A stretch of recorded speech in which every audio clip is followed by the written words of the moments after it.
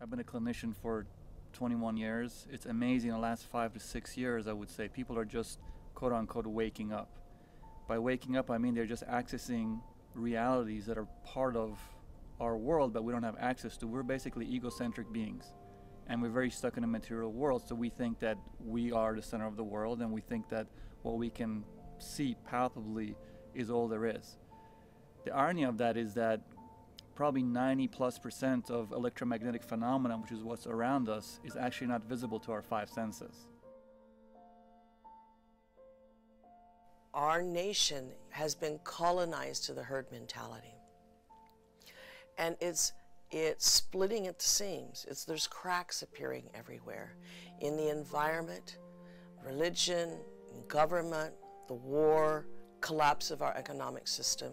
And that is what we need for our planet, our lives, our children's lives, the nature that we live in.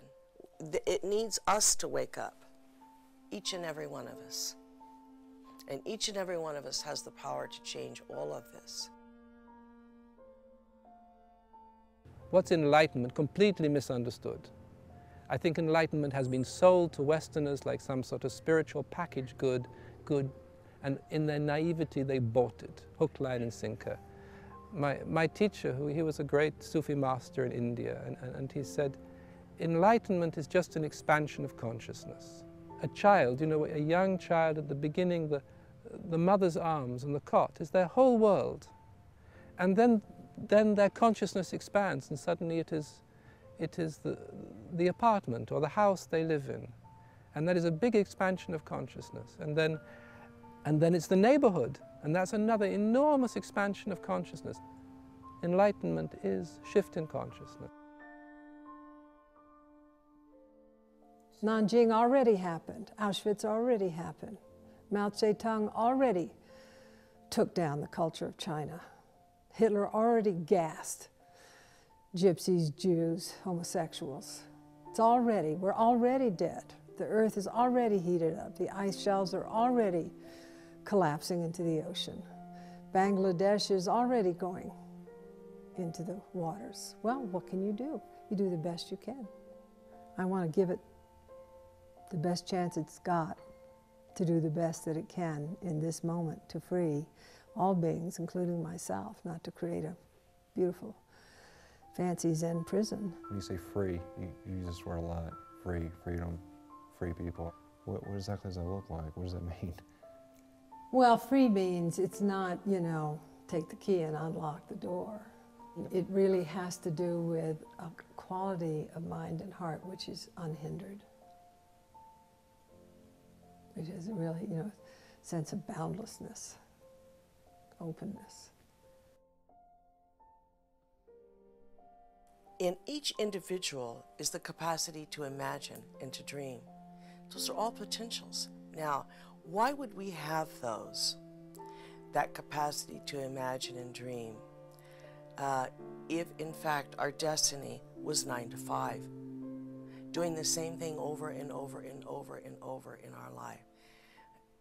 Unfortunately, no one has really learned how to spiritually inspire people to be individuals, to root themselves to their natural calling as creationists. Whatever the same regime is, day in and day out, is the death to inspiration. And people get more bored and more bored and more bored with their life. When we're unfulfilled is when we're the most unpredictable. Unpredictability has a wonderful way of saying, this is it. I'm not going to live this way anymore. And they wake up. What's the benefit of that? You know, What's the benefit of what? shattering your identity. I guess that'd be the same as Because in Zen we call it the plague of identities, because you believe them like you believe your thoughts. You know, I'd say, I believe I'm a Roshi, or I believe I'm a woman, or I believe I'm old, or I believe I'm tired, or I believe I'm full of life, or I believe. But that doesn't say anything about who I really am. It doesn't say all the identities that you carry as a white and a male and a southerner and a person who's had a mystical experience. It's not who you really are. So in a relationship with you, I'm much more interested in who you really are and not so interested in who you present yourself to be or what you do. I don't mean in a rude intent, but what does that really mean? I had a major surgery about 15 years ago, huge mess. And I'm there, you know, in the prep room, and I'm just shaking, like with fear. And I'm really sick. And a friend of mine bent over me and said, "Remember who you really are." And everything dropped away at that point. Because I wasn't that terrified woman on the gurney being, you know, wheeled toward the OR. I mean, I was more than that. I was deeper than that. Now, organized religion has an interest, which is to propagate itself. Awakening or enlightenment is not about propagating, it's about dying.